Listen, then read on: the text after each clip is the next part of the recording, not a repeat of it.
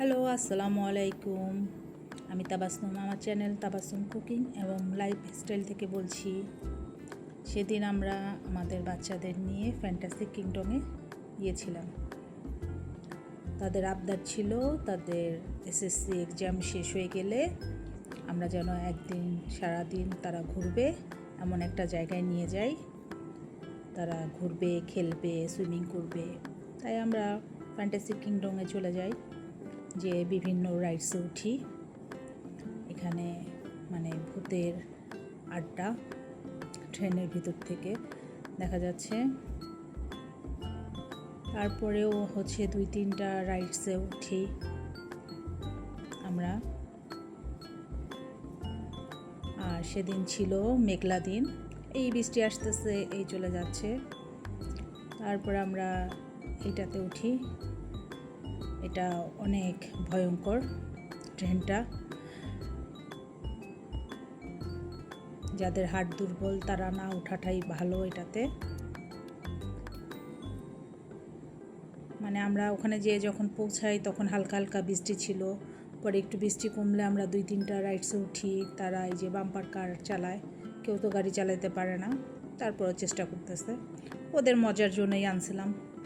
তাই তারপর ঝুম বৃষ্টি নেমে যায়, তা আমরা চিন্তা করলাম তাহলে এখন সুইমিংয়ে চলে যাওয়া যায়। সুইমিংয়ে যাইতে যাইতেই দেখা গেল যে বৃষ্টি কমে গেছে। তারপরে ওরা সুইমিংয়ে ভিজতেছিল, আর বারবার সেদিন ওখানে কারেন্ট চলে যাচ্ছিল।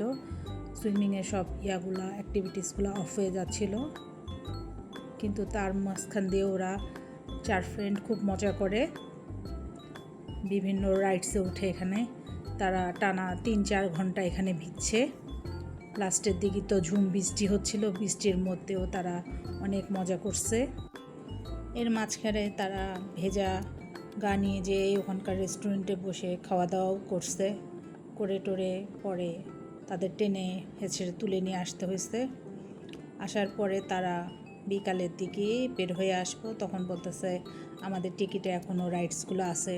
তারপরে তারা আরও কয়েকটা রাইডসে উঠে এটাতে উঠছে। উঠা তো আমার তো এমনিতেই মাথা ঘুরতেছিল দেখেই, ওরা যে কীভাবে উঠছে জানি না। তারপর লাস্টে বের হয়ে আসার সময় চরকিতে উঠছিলাম আমরা। এটাকে আমরা ছোটোবেলায় চরকি বলতাম, কিন্তু আধুনিক ভাষায় তো এটাকে নাগরদোলনা বলে। এভাবেই আমাদের বাচ্চাদের নিয়ে আমাদের সেদিন দিনটা অনেক সুন্দর মজার কাটছে। ইনশাল্লাহ সবাই আমাদের বাচ্চাগুলোর জন্য দোয়া করবা। তারা এবারকার এসএসসি ব্যাচ 2025 ছিল সামনের রেজাল্ট।